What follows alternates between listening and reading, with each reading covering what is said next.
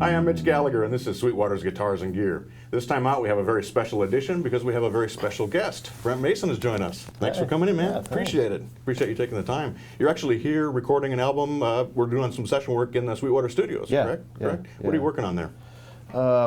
Mark Hornsby over there hired me to do some, it's like different, it's a compilation of different things. Great studios, first time I've worked in there. Right. Well, thanks.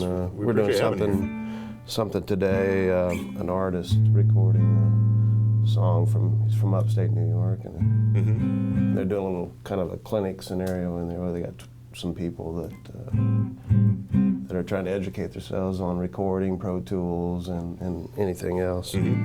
So you actually got started playing guitar. How?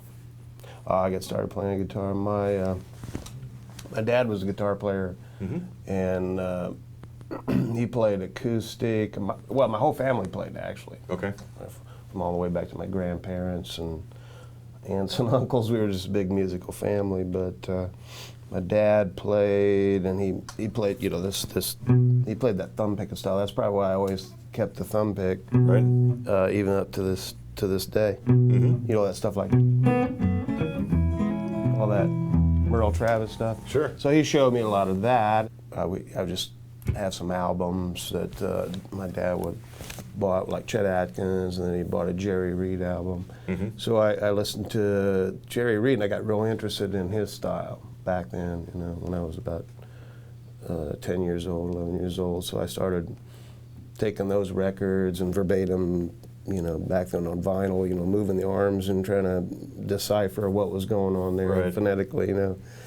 So that's how it all started, just basically Dad just educating me on, you know, he was there to show me a few things, and then our album collection that was... Pick it up off the records. Yeah. Right. Yeah, just all stuff that was around. Right. So when you were developing your guitar style, how did you, was there something that you were going for specifically, or was it something that just evolved from starting with Jerry Reed and listening to other things from there? Well, I mean, there was a bleed of Jerry Reed. There was the Jerry Reed influence in it, but you know, also I was trying to be commercial. We all try to, because like I was saying earlier, you know, we're trying to get songs recorded, so we got to play commercial. I might be inspired by listening to a song like maybe Reggie Young was playing guitar on. So I mean, when you go in and do sessions, you try to follow a trend, you know, because that's what it's all about. It's called commercial music. So there's a certain sound that you kind of go after, especially if you're doing demos and they're going to pitch it to an artist. If they're going to pitch it to Shania Twain or whatever, it's got to sound like something that would interest her musically and lyrically and whatever. So plan on demos, you'd say, give us, you know, whether it's going to be like something like Dobie Gray or something. They say, give us a Reggie Young, you know, Drift Away kind of intro to that. So you'd do it. So you'd have to be a pretty good study of, you know, of all that, and what else? The sounds and the equipment. You know, you got all that's important. Important to study all that. Make sure you. Rather than being able to play the licks and know licks, you got to know the sounds and what guitar was used and what amplifier, etc. Started out with Jerry Reed, but I would always listen, you know, Stevie Wonder. There was a lot of R&B music I listened to. Jazz. I got into jazz because George Benson twisted my ear, Pat Martino, those guys, you know, I really liked the way they played.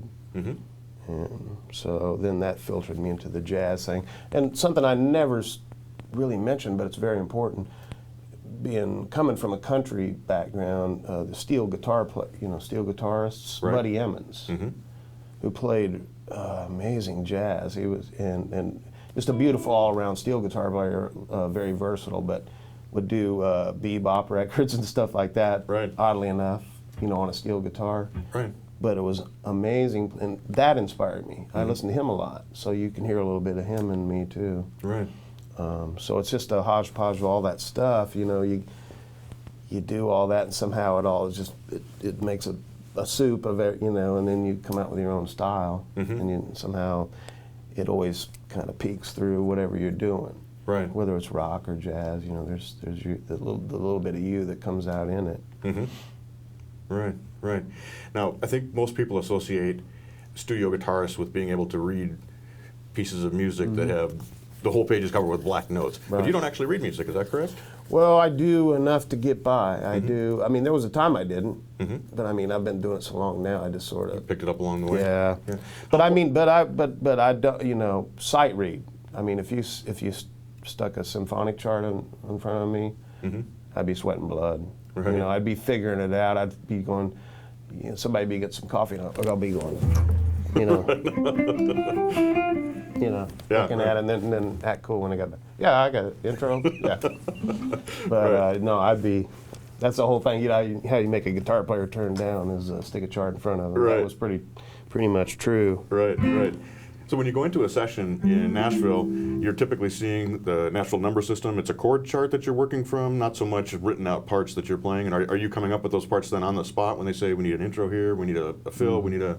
Yeah, basically what we come up with is, first of all, just starting back before the session. We don't, for the most part, don't know what we're going to be recording.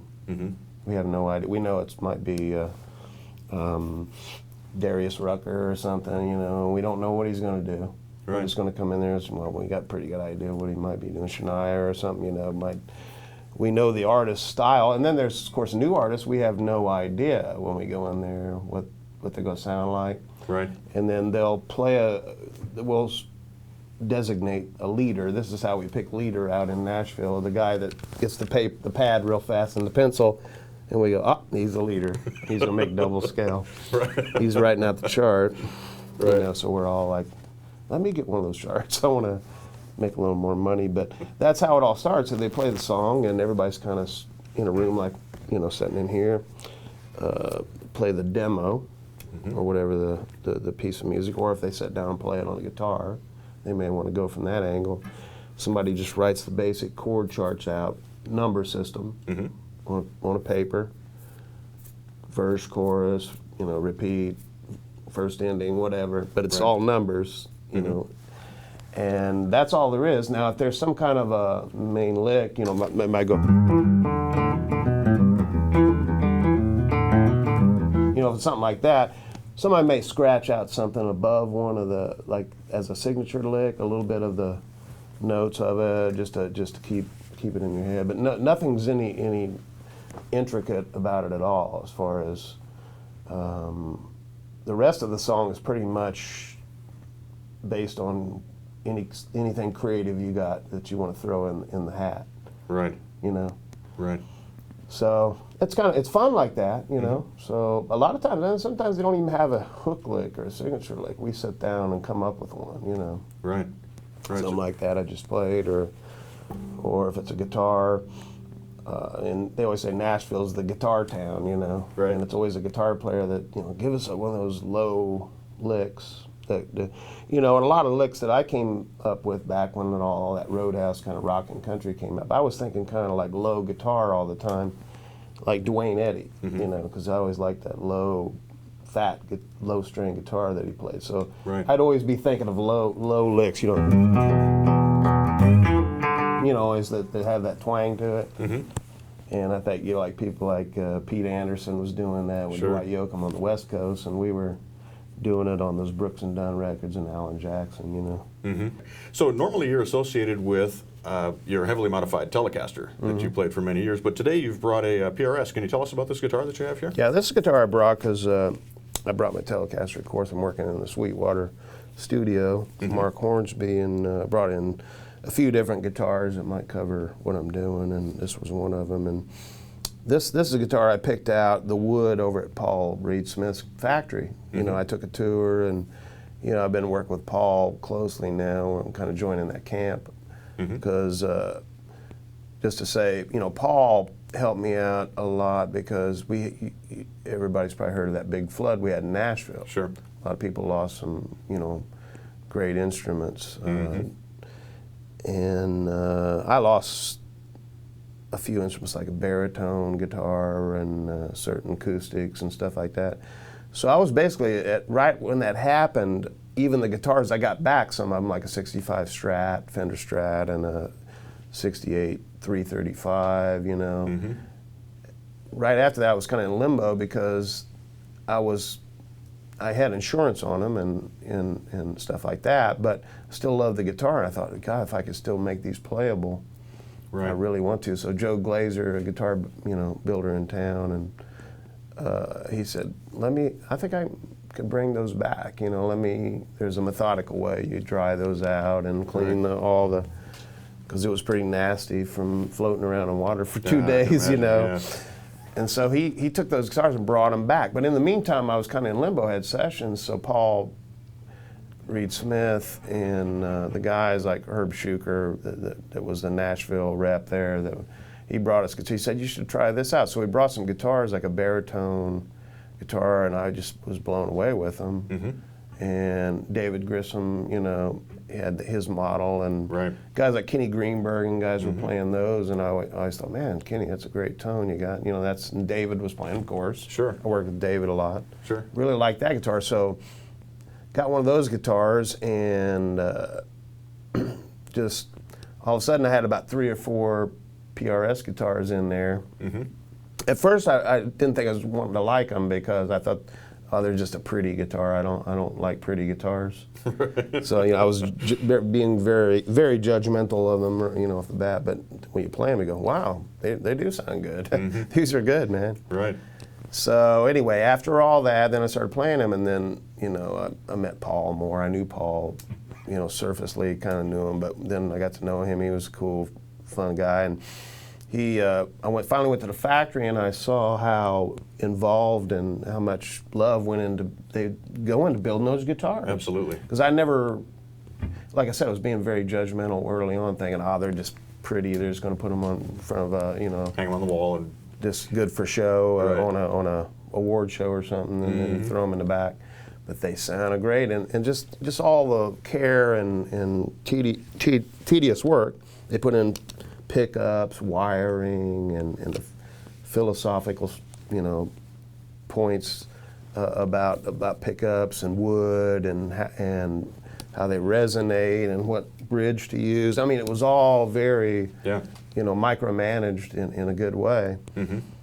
And so I was really blown away when I took that tour, and also I went in, this guitar, he brought me in, Paul took me into his little area there, his personal wood collection, and he said, pick out some wood. I want to make you a guitar. Pick out some wood and a neck, fretboard, and inlay. What would you want this inlay, this inlay or that? And so I picked out all that stuff, and this is what I came up with. Gorgeous guitar. Yeah, it's cool. Yeah. And it sounds good. And so this has the 408 pickups in it. yeah, the 408, and I'm really liking the 408 pickups. I'm really digging them because, they got the, well, that's the front pickup, so double coil, single coil, where it's a little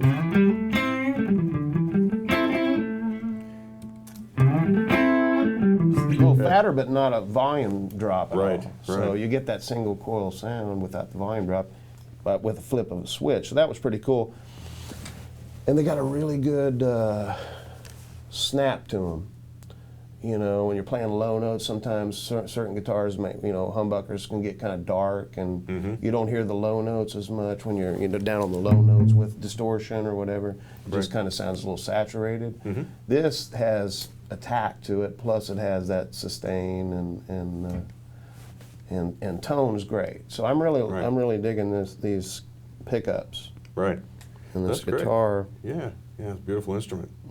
So I noticed there when you were playing, and I should have pointed this out before, but you're a thumb pick player. How did you end up playing with a thumb pick? Well, like I was telling you earlier, my dad, being out in the middle of nowhere in Groveville, Ohio, he played the Merle Travis thumb, the Shedak, with the Miller, all that kind of stuff. Sure. So and Jerry Reed played with a thumb pick. So I just started playing with a thumb pick. Nobody told me any. Even when I was learning something like a Jeff Becklick or something, I was still doing this. Right. And of course, Mark Knopfler, who plays with fingers. Kind of like claw style. Yeah, he does that too. So a lot of the guys I was listening to, I thought, well, I'm not even thinking that I'm, should be doing something else. Right. Which gave me a style. I mean, of course, now, in sessions, if you're playing rhythm, you got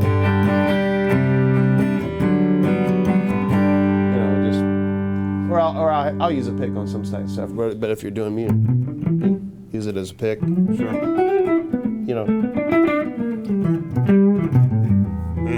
So I'll use it like that, but a lot of times I'll use them as a sing. Yeah.